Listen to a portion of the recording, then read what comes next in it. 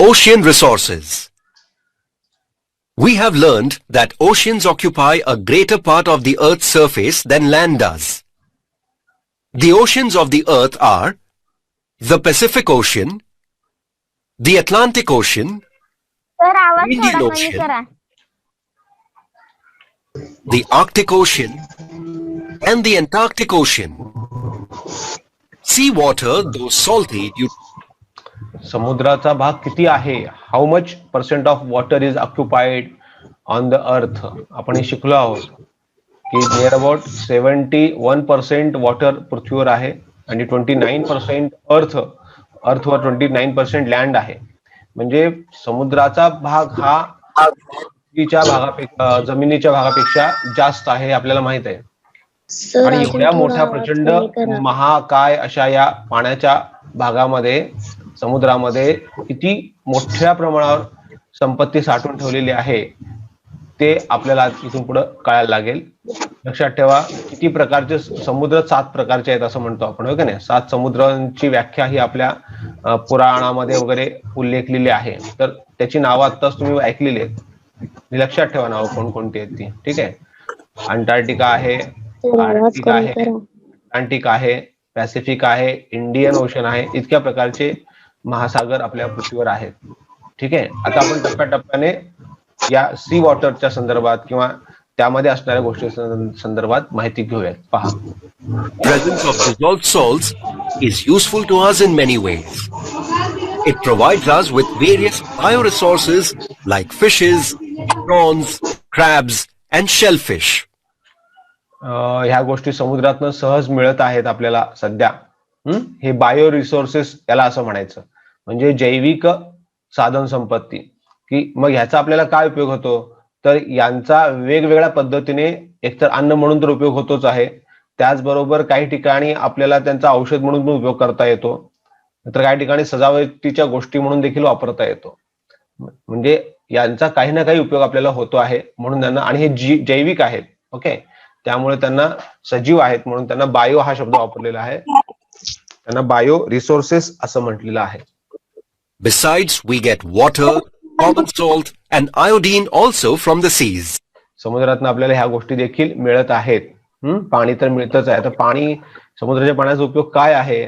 तर 2 प्रकारे याचा आपल्याला उपयोग करता येतोय. पहिली म्हणजे समुद्राच्या पाण्याची वाफ होऊन मगच आपल्याला त्याच्यातनं जे ढग निर्माण होतात आणि त्याच्यातनं पाऊस आपल्याला मिळत असतो. दुसरी गोष्ट, ज्या देशामध्ये प्यायचं पाणी फार कमी आहे. हा बोला.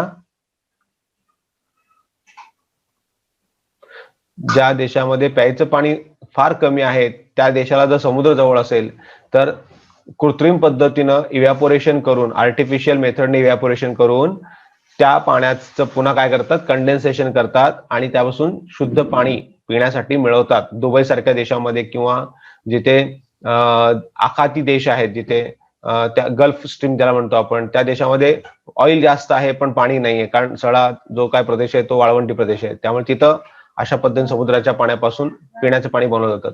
कॉमन सॉल्ट माहिती आहे आपल्याला, हे मीठ जनरल आहे आपल्याकडे, सगळीकडे उपलब्ध आहे. ठीक आहे. तर ते समुद्रापासून आलेलं आहे आपल्यापर्यंत. आयोडीन ही देखील अत्यंत आवश्यक गोष्ट आपल्या मिठासोबत मिळणं गरजेचं आहे आपल्याला, आपल्या शरीराला. त्याच्यामुळे आपल्या शरीरातील जे काही स्नायूंचे कार्य आहे ते चांगलं चालतं आयोडीनमुळे, हे लक्षात ठेवा. तर अशा पद्धतीने उपयोगी पडणारे बरेच पदार्थ हे आपल्याला या समुद्रापासून मिळतात.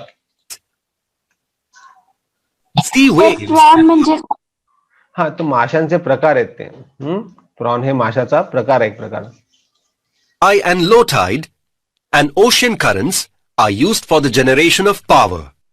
समुद्राच्या पाण्याची जी लाट असते त्या लाटेमध्ये देखील जी शक्ती आहे, जी काही पॉवर आहे, लाट येऊन आदळते ना, म्हणजे ती फ्लो होती आहे लाट आपल्या जमिनीच्या दिशेने. मग त्या फ्लोचा उपयोग करून त्यांनी अशा पद्धतीने जनरेटर्स बनवलेले आहेत, किंवा आपण त्याला टर्बाईन्स म्हणूयात, की ज्याच्यात वीज निर्मिती होते, वीज जनरेट होते आणि ती वीज काय होते तर आपल्यापर्यंत पोहोचवली जाते. म्हणजे समुद्राच्या पाण्याच्या लाटेचा देखील उपयोग करून घेतलेला आहे माणसाने.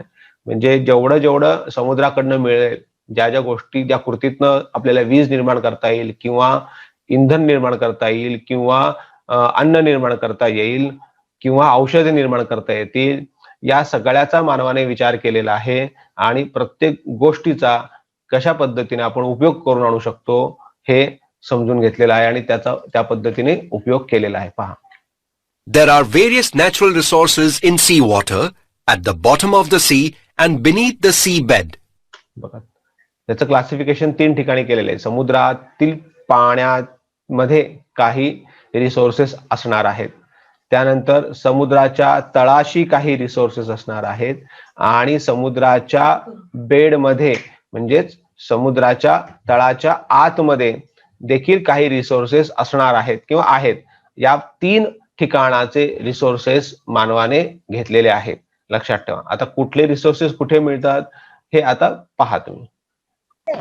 These resources available from seas and oceans are called marine resources.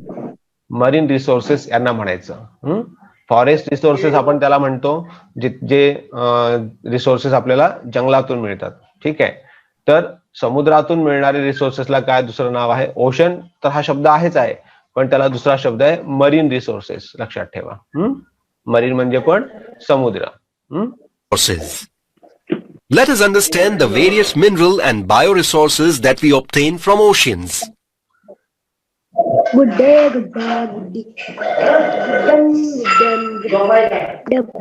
Sir, Sachin हक्के, माइक बंद कर. सचिन हक्के.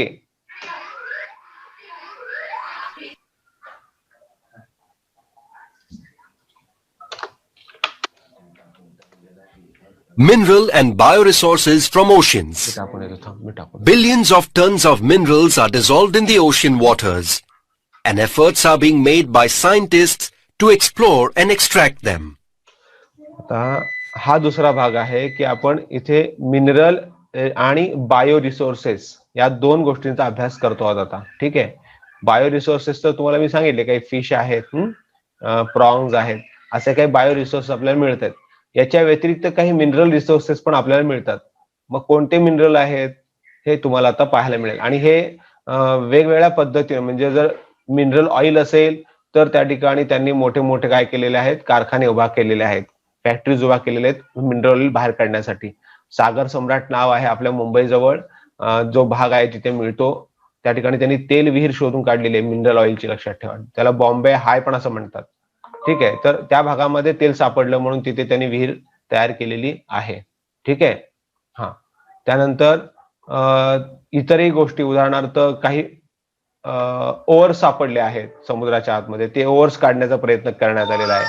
त्याबरोबर त्या ओव्हर्स मध्ये जे मिनरल्स आहेत ते मिनरल्स काढण्याचा प्रयत्न करण्यात आलेला आहे. आपण टप्प्याटप्प्याने या सगळ्या गोष्टी बघणार आहोत. पाहूयात.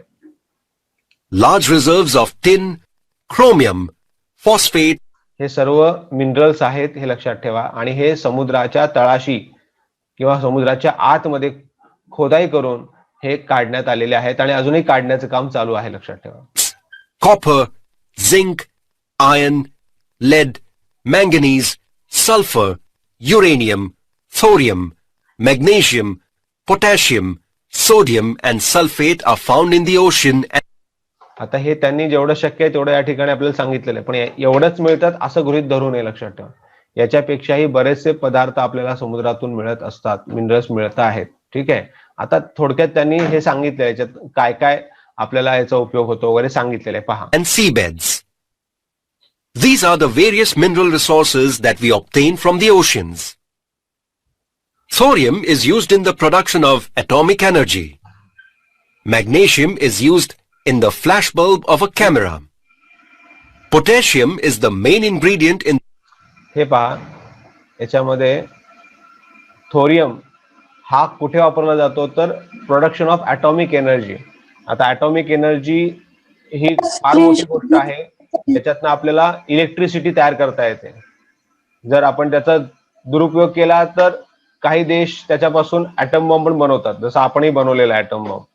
ठीक आहे. त्याचं फार मोठं नुकसान आपल्या आजूबाजूच्या प्रदेशाला होऊ शकतो जर स्फोट झाला तर.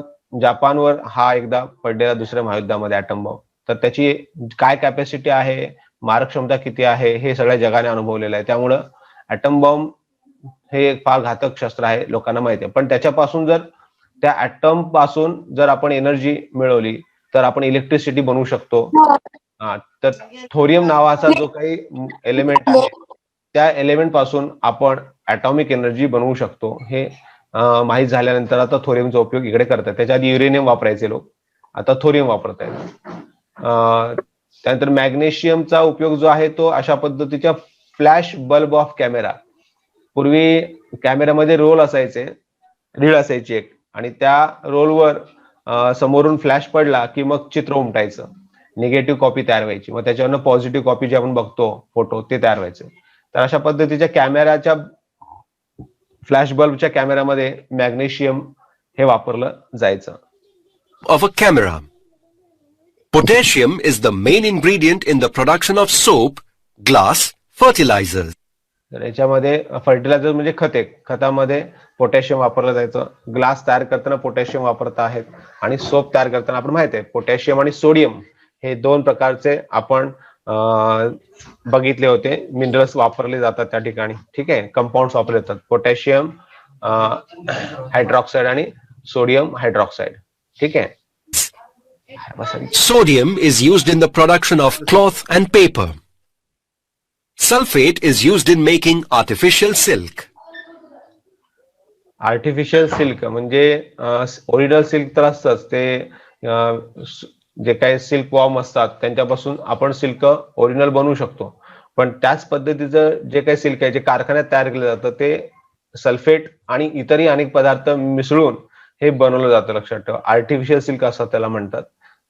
त्याच्यात पाणी वगैरे शोषलं जात नाही लवकर, पण सिल्क सारखं सेम टू सेम सिल्क दिसतं पण नसतं. आणि सोडियम जो आहे तो याच्याबरोबर क्लोथ म्हणजे कापड तयार करण्यासाठी, त्याचे धागे बनवण्यासाठी आणि पेपर तयार करण्यासाठी सोडियमचा उपयोग केला जातो. Silk. Large-scale reserves of mineral oil and natural gas are present in the bottom of the sea. They are obtained by drilling oil wells and gas wells. तर त्याच पद्धतीने मिनरल ऑइल आणि नॅचरल गॅस देखील समुद्राच्या खाली भरपूर आहे, आणि तो पण अशा पद्धतीने ड्रिल करून, बोरवेलच्या मदतीने ड्रिलिंग करून आपण ते मिळवत आहोत. ठीक आहे.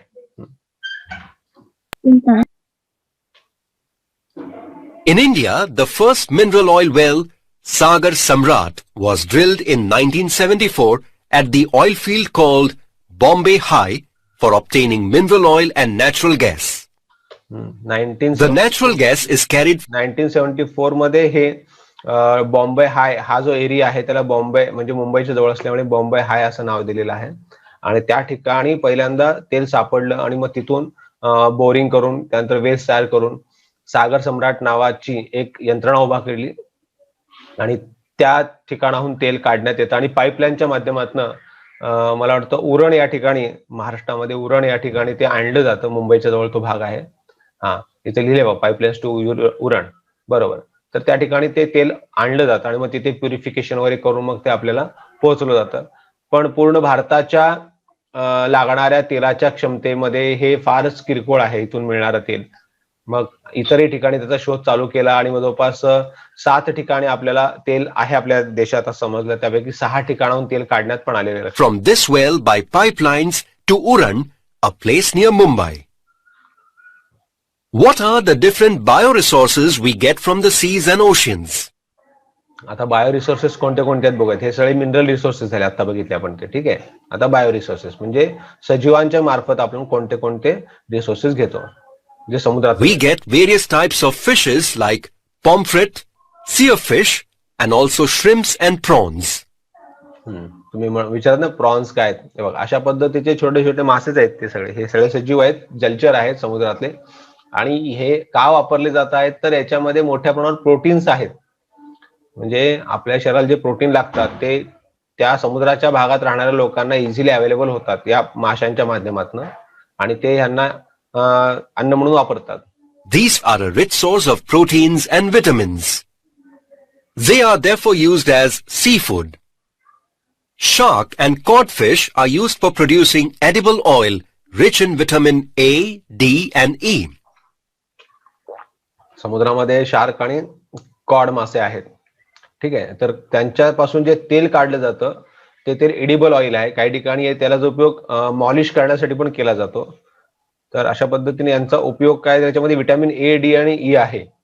त्यामुळे त्वचेचं सौंदर्य वाढवण्यासाठी जे काही कॉस्मेटिक्स आहेत त्याच्यामध्ये पण कॉड लिव्हर ऑइल वापरतात. लहान बाळांचं लहान बाळांना मॉलिश करण्यासाठी पण कॉड डिअर ऑइल वापरतात. तर अशा पद्धतीचे जे रिच आहेत रिसोर्सेस विटॅमिन्सचे ते ह्या शार्क आणि कॉड लिव्हर ऑइल मध्ये आहेत, लक्षात ठेवा. Dried shrimp and Bombay duck powder is used as poultry feed and is also a good manure. म्हणजे हे दोन्ही उत्तम खत म्हणून देखील आपण समुद्रामध्ये वापरू शकतो, आपल्या शेतामध्ये वापरू शकतो. आणि पोल्ट्री फार्म मध्ये पोल्ट्री फूड म्हणून देखील वापरता येतं. म्हणजे कोंबड्यांना हे खाऊ घातल्यामुळे कोंबड्यांना मोठ्या प्रमाणात प्रोटीन्स मिळाल्यामुळे त्यांचं वजन लवकर वाढतं आणि ते वेगाने वाढायला सुरू होतात, त्यांची वाढ लवकर होते. म्हणून यांचा वापर या ठिकाणी केला जातो. Dried shrimps and this is a Bombay duck powder. Sea cucumbers are used as medicine for treating cancer and tumors. तर सी कुकुंबर म्हणजे काकडी, माहिती तुम्हाला, समुद्र काकडी आपण याला असं म्हणूयात मराठीमध्ये. तर त्याचा उपयोग हा जे काही आता टंग कॅन्सर म्हणजे जिभेचा कॅन्सर होतो, हे केव्हा होतं तर बऱ्याच वेळा लोक तंबाखू आपल्या जबडेत ठेवतात, दाढीमध्ये ठेवतात आणि मग त्याच्यामुळं त्यांना हा कॅन्सर होऊ शकतो जबडेचा किंवा जिभेचा. तर त्या ट्रीटमेंटसाठी सी कुकुंबर वापरलं जातं. आणि ट्यूमर म्हणजे अशी अनैसर्गिक गाठ तयार होते शरीरामध्ये, कुठेही होते, मग त्यालाच कॅन्सर असं म्हटलं जातं, त्या ट्यूमरलाच, लक्षात ठेवा. आणि मग ती गाठ त्याचं ऑपरेशन करून काढली जाते आणि मग त्याच्यावर ट्रीटमेंट म्हणून या सी कुकुंबरचं जे काय औषध म्हणून वापरतात ते या ठिकाणी दिलं जातं गोळ्याच्या माध्यमातून किंवा लिक्विडच्या माध्यमातून. Fungi are used for the production of antibiotics. तर फंगाई तर आपण शिकलोय मागच्या एका धड्यामध्ये. 11 धड्यामध्ये फंगाईचा अभ्यास केलेला आहे की पॅरासिटामॉल किंवा त्याच्यामध्ये जे असतं ते पेनिसिलिन नावाचं औषध ते लुई पाश्चरने तयार केलं या फंगाईच्या माध्यमातून, हे आपण शिकलोय त्यावेळेस. तर समुद्रामध्ये जे काही फंगाई आहेत त्यांच्यापासून देखील आपण मोठ्या प्रमाणात औषधं तयार करू शकतो. Various types of gems, conches, shells and pearls are also obtained from the sea. आता हे जे आहेत कोरल, कॉन्च, हे समुद्राच्या जीवापासून मिळतात, लक्षात ठेवा. ऑयस्टर पासून पर्ल नावाचा हा मोती मिळतो. ऑयस्टर हा एक प्राणीच आहे. शेल, क्रॉन्च आणि कोरल हे पण प्राणीच आहेत, लक्षात ठेवा. त्यांच्यापासून मिळणारे हे बाय प्रोडक्ट आहे. मग त्यांचा उपयोग आपण वेगळ्या कारणासाठी करत असतो. तुम्ही व्हिडिओ पहा युट्यूबवर यांचे की कॉन्च कसे तयार होतात, शेल कसे तयार होतात, मग त्यांचे शेल्स मधले कवच काढून कशा पद्धतीने कुठे कुठे उपयोग केला जातो, हे व्हिडिओ युट्यूबवर आहे. तुम्ही थोडं सर्च करा, तुम्हाला ते पाहायला मिळेल. ठीक आहे. आता इथे जस्ट त्यांनी एक्झाम्पल म्हणून दिलेले आहेत, त्याचा उपयोग कुठे होतो. Shells are used for the preparation of medicines, ornaments and decorative articles. बघा, शेलचा उपयोग कुठे केलेला आहे तर मेडिसिन्स मध्ये केलेला आहे. ठीक आहे. ऑर्नामेंट्स मध्ये केलेलं आहे आणि डेकोरेटिव्ह आर्टिकल्स मध्ये केलेलं आहे. असं आपणही करू शकतो. जर शेल मिळालं तर आपण त्याला कलर करून फेविस्टिकने चिटकावून आपण करू शकतो. बऱ्याच ठिकाणी हे करतात पण, म्हणजे एखादा फुगा घेतात, फुगवतात आणि त्याला काय करतात, असे शेल्स असतात ना छोटे छोटे शिंपले, त्याला चिटकवतात फुग्याला चारी बाजूने, आणि जेव्हा सगळे शेल्स चिटकवले जातात, पूर्ण फुगा भरून येतो, तेव्हा तो फुगा काय करतात, फोडतात.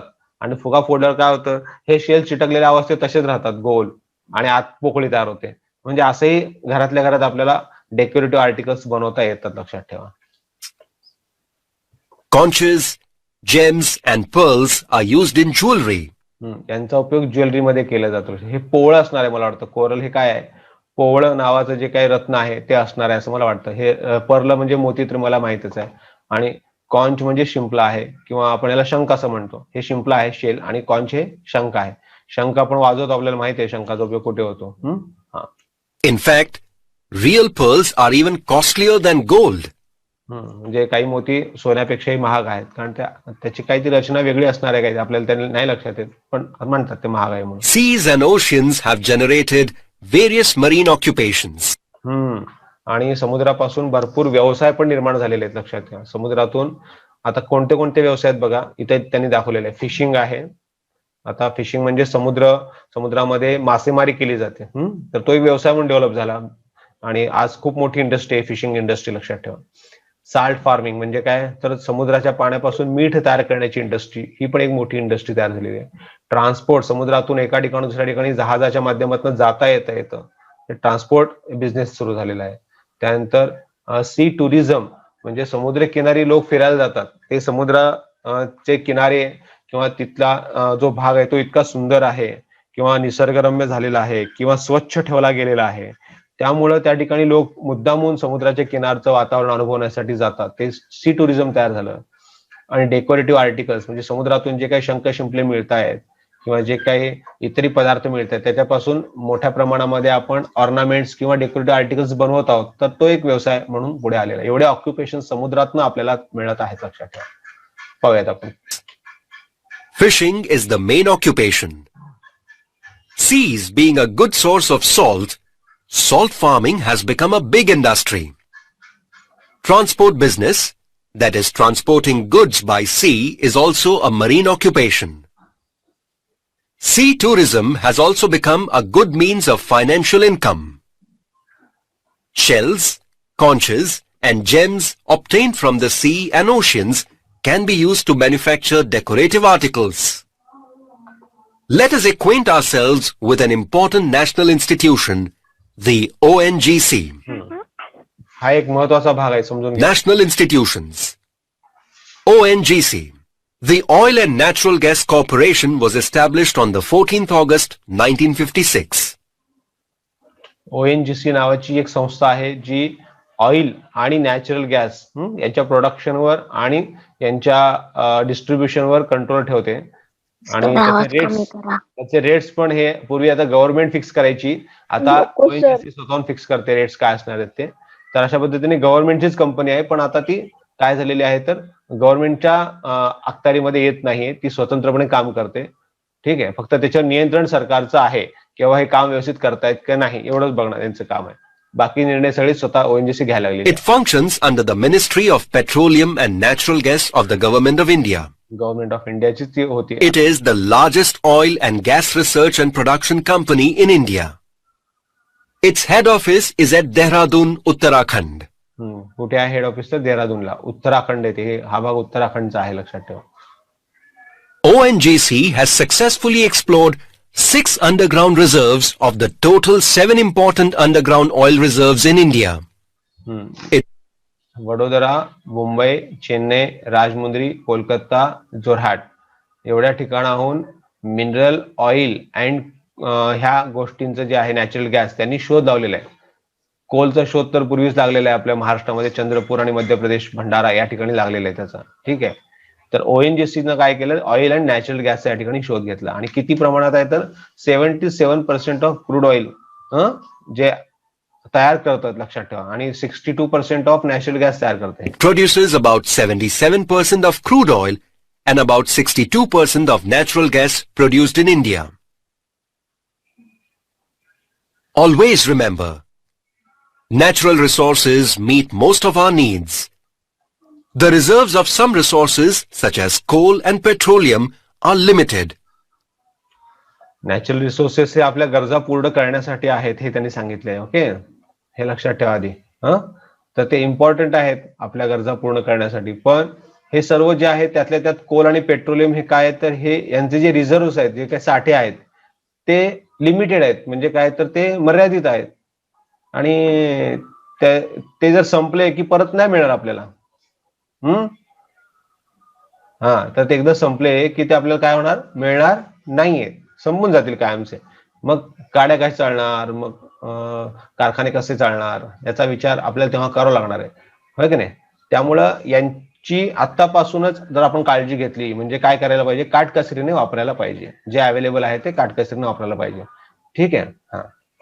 If we use them excessively, there is a danger that they may be depleted very soon. Depleted म्हणजे मी सांगितलं तुम्हाला की ते संपून जातील लवकरच. It is therefore necessary to use natural resources carefully so as to maintain the balance in nature. नेचरमधला balance पण मेंटेन करणं गरजेचं आहे. तर आपण खूप कोल आणि पेट्रोलियम वापरलं, समजा यावर्षी लोकांनी भरपूर प्रवास केला, भरपूर कारखान्यांनी कोल वापरला, 24 तास त्यांनी कोळसा जाळला आणि भरपूर कारखाने उभ्या केले, तर काय होईल, येत्या 2-4 वर्षामध्ये सगळं संपून जाईल. आणि याच्यातनं जे प्रदूषण तयार होईल ते इतकं होईल की आपल्याला जगता पण येणार नाही, श्वास पण घेता येणार नाही. त्यामुळे काय होईल तर आपण खूप मोठ्या प्रमाणावर जर ऑइल, नॅचरल गॅस आणि कोल हे जे मिनरल्स आहेत ते वापरले तर नेचरमधला बॅलन्स बिघडून जाईल, लक्षात ठेवा. आणि पृथ्वी एवढी सक्षम नाही राहिली किंवा हे सगळं आता ताबडतोब क्लिअर करेल, ऍटमॉस्फेरिक पोल्युशन क्लिअर करेल, तर ते तेवढं शक्य नाही, कारण तेवढी झाडं पण आता नाही आहेत. त्यामुळे हे आपल्याला काळजीपूर्वकच वापरणं गरजेचं आहे, हे लक्षात ठेवा. ठीक आहे.